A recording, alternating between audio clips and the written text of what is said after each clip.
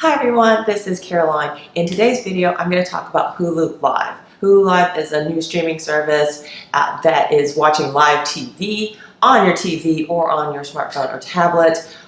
This is not a paid endorsement.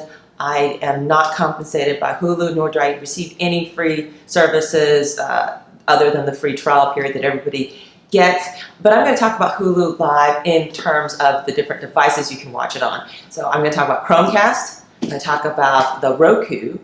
I have a Roku 3 and the FireTV stick and how they work with Google Home and Amazon Echo. And so that's a reminder, if you have your devices in the room right now, I recommend muting them right now. Let's start with the Hulu app itself. The Hulu app is available on your smartphone and or your tablets as well. And so you can actually watch the Hulu content, live TV content now on your smartphone or your tablet. Let me show you the Hulu app on my phone, and I'm doing a screen record right now so that you can see everything that's going on. And you can see the lineup, you can keep watching something that you were watching. You can see your channels and what's on each channel. Now, as of the time of this recording, there's no big schedule on the app, but I understand that's in the works from Hulu Live right now.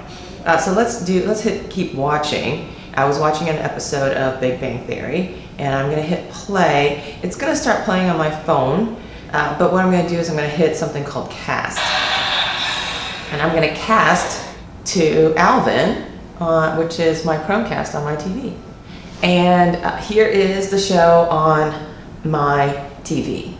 And this is a DVR recording. This is, you can set up recordings, and I set this recording up. And the number one question that I have about recordings was, can you fast forward through the commercials? Answer is yes and no. All right, so for this show, you can skip ahead 10 seconds. You can get to, let's pull up to, you can pull on here so that you can see the show itself. And now it's fading into a commercial. And in this scenario, I cannot fast forward through this commercial. So it says 104 seconds right now, and we're going to watch a commercial for 104 seconds. I'm going to hit pause, and we are going to get out of this right now on my DVR. I'm going to hit my stuff. I'm going to hit manage DVR right here, and then I can see what's available on the DVR. So right now it says I only have one thing available on the DVR. The official word from Hulu on their website is that you cannot fast forward through the commercials unless you pay for the upgraded plan, which has unlimited DVR and is an extra $15 a month. That is the Chromecast experience with the Hulu app. I'm going to stop casting now. So this is very interesting. So you just hit stop casting. Now, when you're looking at devices where you can queue up something on your phone and you want to, cast it or show it on your TV, it only gives you one choice: cast to Alvin. Even though I've got a Roku player and a Fire Stick. So if you want to control your viewing experience from your Hulu app, Chromecast is the way to go here. Or as of the recording of this video. On the other hand, the Chromecast doesn't have a remote control other than your phone. The other devices I'll show you later on in this video actually have remote controls. So Chromecast, there's no menu screen. It just shows you pictures until you cast something to it. And you can cast from Netflix and YouTube and the Hulu app and a variety of other apps as well too. But there's no actual, hey, here's a menu, let me pick my stuff. Next, I'm going to show you the Roku. Before I plug it in, I want to show you one quick thing about it, which sets it apart from other streaming devices that I own. The Roku 3, which is the one I have, has an Ethernet port in it. If you're able to run an Ethernet cable from your router all the way into your living room or wherever your TV is in, this is going to give you the best streaming experience possible. per the bandwidth that you've purchased from your internet service provider. If you are experiencing a lot of buffering issues or streaming just doesn't work for you, I recommend trying this or a faster speed from your service provider. A wired connection, generally speaking, is faster than a wireless connection. Now, it's not possible for all of us to do that. I am lucky in that, yes, I will be streaming with a wired connection from an Ethernet cable from my router. Next, let's talk about the Roku player. Specifically, I have the Roku 3 player. They're all a little bit different, but Roku 3 does come with a remote. And this Roku experience is the closest you're going to get to what you had with your set-top box previously. So there's a menu, you select what you want, and so for Hulu, I believe Hulu is pre-installed on the Roku app. There is a Hulu button on here as well. So all you have to do is hit the Hulu button. It should fire right up, and then use the arrow keys and the play key and the pause key and the fast forward key in order to get to the content that you want to see. Also with the Roku 3 player, it does come with a set of headphones. Plug them in right here, and if you don't want to disturb your significant other, you can watch on headphones. My understanding is that this does run down the batteries in the remote pretty quickly, so they don't recommend doing it, but hey, that's also an option too. And you can use this to scroll. Additionally, some people said, hey, the problem is that there is only one remote. Imagine that. If that is a problem for you, all you have to do is download the Roku app on your smartphone. And if you don't have a smartphone, I'll show you a little trick where you can download the iPhone app onto your iPad, and thus you will be able to control the Roku remote with your iPad or your iPhone or your Android smartphone. So what you can do is you can download the Roku app, and it selects a device for you. It detects the closest device. You download the app, and suddenly your phone is now a Roku remote. And so I can hand to the right, I can start something, and so now you can turn your phone or your tablet into a device. I'm going to back out of that. So now I've got the Roku app on my phone. Now I did have a viewer ask me, hey, how do I do these things if I don't have a smartphone and I just have a tablet that's connected to Wi-Fi? I'm going to show you that right now. Here I've got my tablet. I'm doing a screen record on my tablet real quick here. I'm going to go to the App Store on my iPad, and I'm going to search for Roku. And the Roku app made by the Roku people is not going to come up by default.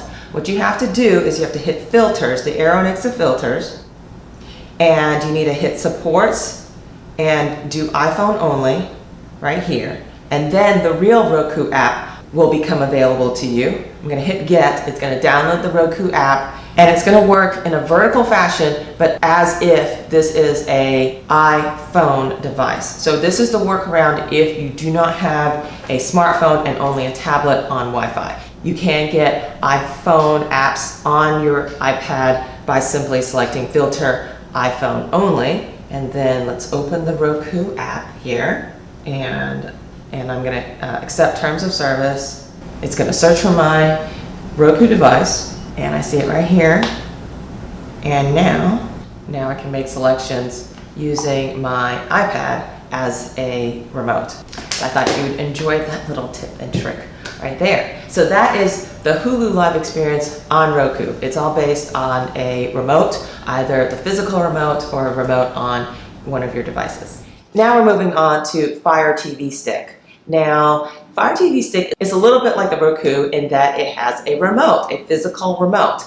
It does also have the functionality of some voice commands do work on the Alexa as well, and I'll demonstrate that to you a little bit later on. But first, the biggest differentiator with Hulu Live and the Fire Stick is that if you are doing YouTube Live, it does not work with Fire Stick. At the time of this recording, YouTube Live is not available on Fire Stick because there's a competitive difference between Amazon and Google right now. All right, so let's start with how do we get Hulu onto our Fire Stick. I don't believe it is installed out of the box, so I think you have to say And this is what's really cool about this Fire Stick is that it is voice enabled. So all you have to do is hold down the button on the top, the microphone button on the top, wait for the beep to come on, and then tell it what you want. So I'm going to say, find Hulu. And sure enough, Hulu is going to come right up. I'm going to use my remote, and I'm going to go to Hulu, and it's going to say, hey, I need to download Hulu. I'm going to say, yes, let's download Hulu. So you do have to install it as an app onto your Fire TV. And it is one app. So if you are on Hulu, just regular Hulu, and Hulu Live, once again, they've done a really great job in making it one app instead of two separate things. Okay, so the first thing it wants me to do is log in. All right, so let's log in. So I've already created an account on Hulu Live, and it says activate on a computer. Let's do that. And so we're going to go to hulu.com and activate. So that's pretty easy to do that. Okay, so I've activated online here. Now it's going to ask me to who's watching, I'm watching, and then it takes you to this whole voice control thing. So you can voice control with the microphone on the top of your remote control, or you can also voice control with your Alexa device here. Say, okay, I got it. I am now in the Hulu app in Fire TV Stick. This remote is how I control what I want to watch on Hulu Live through Fire TV Stick. I've got all the options, preferences. I can start a video here. If you don't want to use the remote, you can also download the remote onto your smartphone or a tablet connected to the internet, as I just showed you in the last section for Roku. So it's a very similar, somewhat similar experience to the Roku and the remote control. Now, what's different about the Fire TV Stick is that you can search with your voice. And I think this is the best way of doing it. You can also do it from your Alexa device, but I like doing it this way, and it will search across all platforms, generally speaking. So there is Empire on Hulu, but if you want to search, you'll say, search for Empire on Hulu, and look at that, there it is.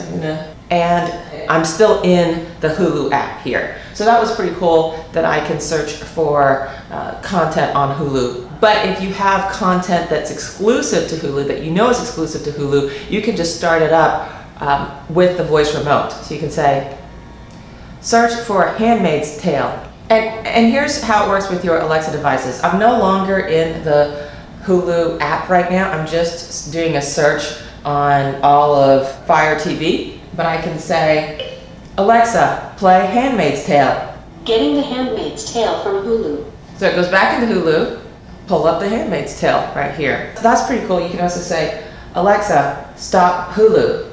There is a bit of a delay, and there it stops.